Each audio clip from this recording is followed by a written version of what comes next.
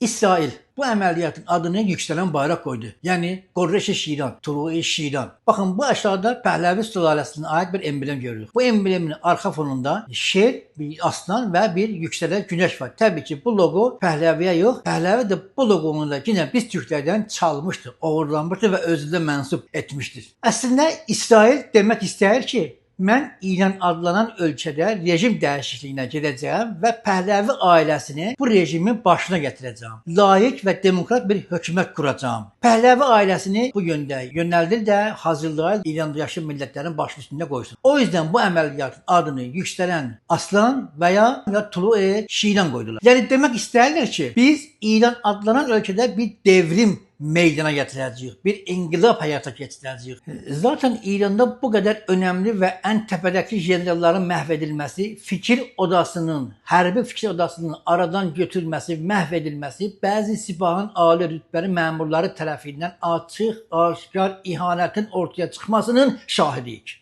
Bu sebepten İsrail de işbirliğine girip ve Pəhləvi qırıntılarını İran'a getirmek isteyen ve 2023-cü ilin görüşmeleri nəticəsində planlar mıncıq kimi bir-birinin yanına düzülərək hayata geçir, çok tıkır tıkır işləyir ve bizlerin de heç birindən xəbərimiz yoktur ve qəflət yuxusundayız. Ve en önemlisi dostlar, Pəhləvi ailesi İsrail iş adamı ile birlikte kurulan aile bağları o kadar derin ve o kadar güçlüdür ki, o kadar böyükdür ki, artık Səhyonistlər evlilik yoluyla Pəhləvi ailesini tam şekilde kucaklarına almışlar. Ve her şeyi planlamak şekilde qabağa gedirlər. İsrail Təbriz ve başka şehirlerimizi bombalarken Rıza Pəhləvinin kızı İman Pəhləvi, Amerikalı Yahudi iş adamı Şarman ile Yahudi dinine məxsusiyyətlərlə evlendiler. Yani bizim Türk şehirlerimiz bombalarken, evlatlarımız kurban olarken bunlar əyləşib musiqi fəzası altında bizim saqqalımıza gülür. İndi anladınız mı? Bu əməliyyat kimlərə aiddir və necə həyata keçir və kimlərə məxsus olacaq, kimlə gələcək orada? İki yol var. Ya Pəhləvi sipahın qarıntıları ilə bir araya gəlib, birləşib Pəhləvi başa gələcək. Ya da ki